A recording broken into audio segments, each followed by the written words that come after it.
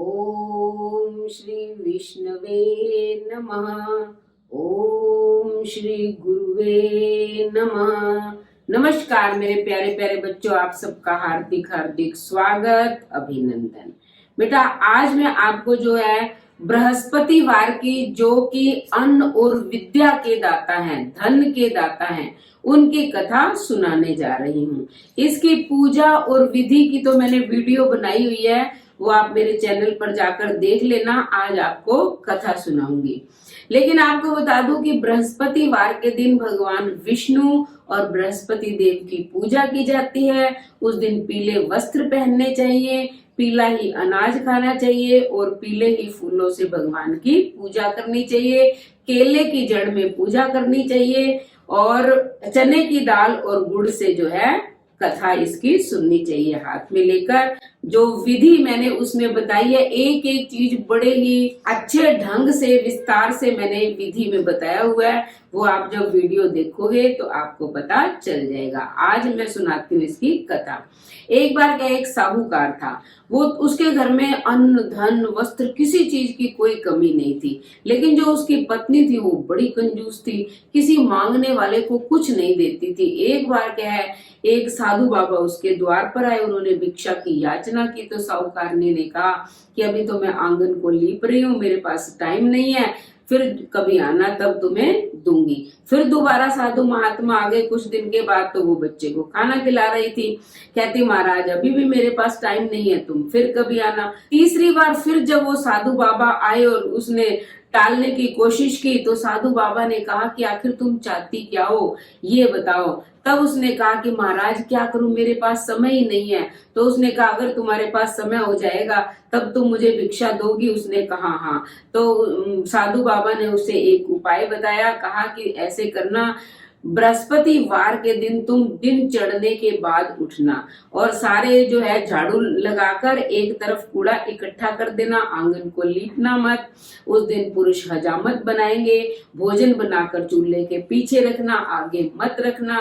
ना ही पीला भोजन खाना, ना ही पीले फूलों से भगवान की पूजा करना, न ही पीले वस्त्र धारण करना। और जब संध्या कालीन समय बीत जाए, रात्रि हो जाए, तब जो है दीपक जलाना। तो उसने कहा ठीक है। उसने ऐसा करना शुरू कर दिया अगले दिन से ही।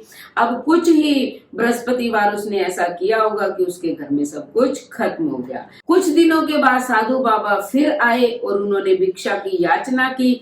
अब जो वो साहूकारनी थी वो रोने लग गई, कहती क्या करूं बाबा, मेरे तो घर में कुछ है भी नहीं। साधु बाबा ने कहा कि जब तुम्हारे घर में सब कुछ था तब भी तुम मुझे कुछ नहीं देती थी, अब तुम्हारे पास अवकाश ही अवकाश है, समय ही समय, अब भी नहीं दे रही हो, आखिर तुम चाहती क्या हो। तब साहूकारनी ने कहा कि महाराज कोई ऐसी कृपा करो कि पहले जैसा ही मेरे घर में अन्न धन सब कुछ हो जाए।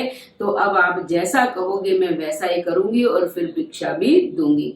तो तब जो है साधु बाबा ने कहा कि अब ऐसे करना, यानी कि सूर्योदय से पहले उठना, स्नान आदि सभी कार्यों से निवृत्त होकर अपने आंगन को गोबर से लीपना। उस दिन कोई भी पुरुष हजामत नहीं बनाएगा, पीले वस्त्र पहनना, पीली चीजों का दान करना, पीला ही भोजन बनाकर खाना और पीली चीजों से ही भगवान विष्णु की पूजा करना।